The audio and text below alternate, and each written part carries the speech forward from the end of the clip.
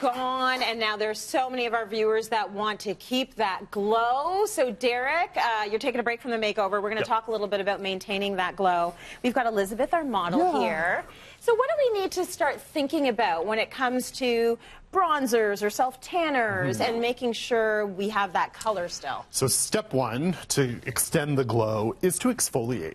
And a lot of people don't want to exfoliate because they feel like it's going to remove the color, but what it's doing is keeping your skin looking fresh. Right. So exfoliate, number one.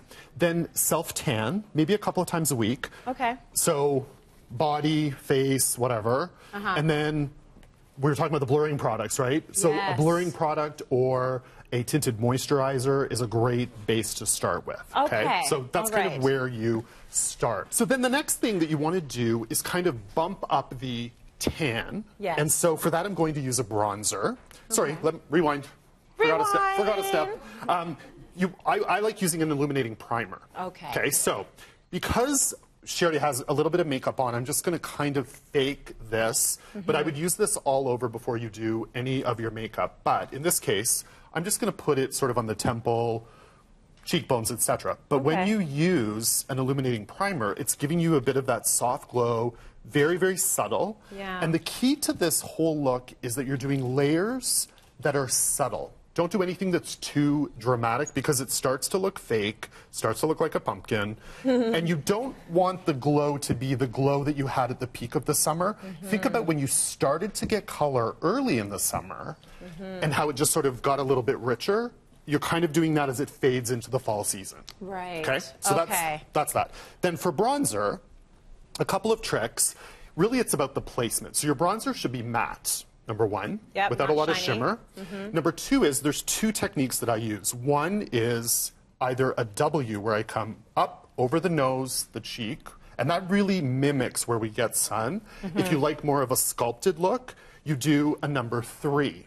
So temple, cheekbone, just under the cheekbone, and then under the jaw. And that gives you a more contoured look. I like both. This one, the number three, gives you more structure.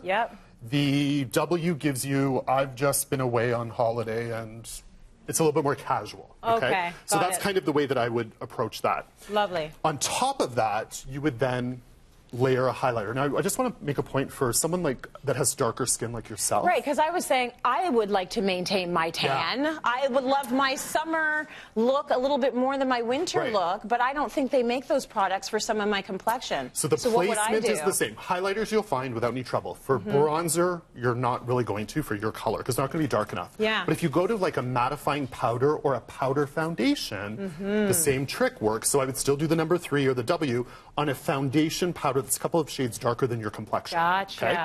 Then we're going to highlight. So, and I'm going to layer a couple of highlighters here. One on the top of the cheekbone, and kind of do an arc. So it's like a C, temple, top of cheekbone. That's lovely. The point is you're not putting it everywhere, are you? No. You're hitting the high points of the face.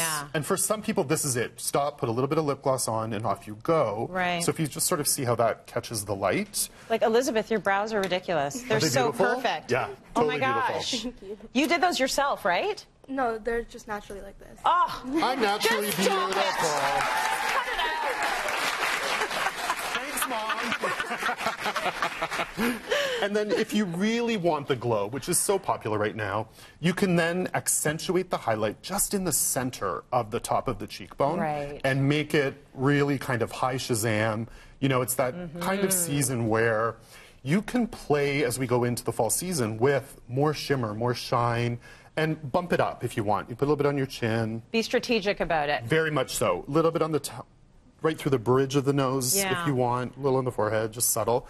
And that gives you a little bit more. Depending on the climate you live in, if you are in a warmer climate, then you could take this onto the collarbone and even onto the shoulders as well. So because if you look at her skin tone here, it's just gorgeous. I'm going to take a little bit of the primer and just rub that in there. And it just gives a little bit of that sheen, that look. I know. Feeling good? We're full service here at Cityline. Why not?